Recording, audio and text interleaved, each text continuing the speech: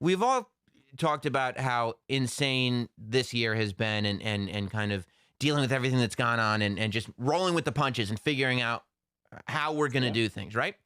But it's not like that's the first time WWE has had to do it. Everybody has told, I've heard many people tell stories about moving from standard definition to high definition and how that was so much more complicated than anybody realizes.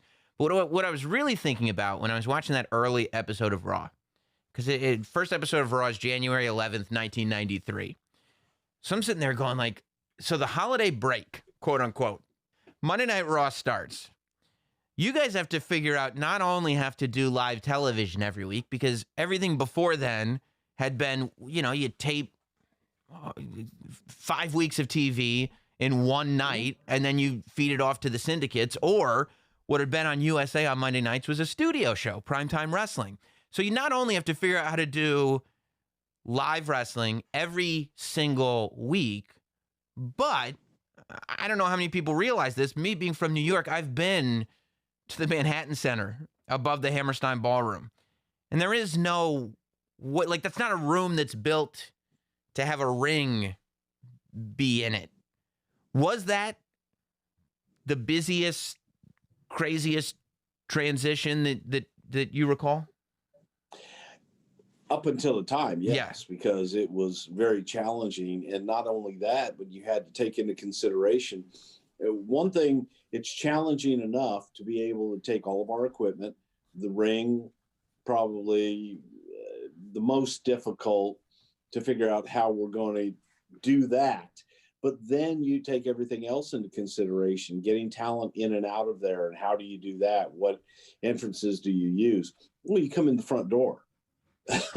And you take one of two elevators that they had in there, which, by the way, were not freight elevators. Right. And you had to squeeze and get very creative as to how we got all of the components for the ring up to the 7th floor. Now you've got to tear that down on Monday nights, take it out, and then do it all over again the next week, and the next week, and the next week after that. For me, from the standpoint of producing live television, I love producing live television because you do it and it's over.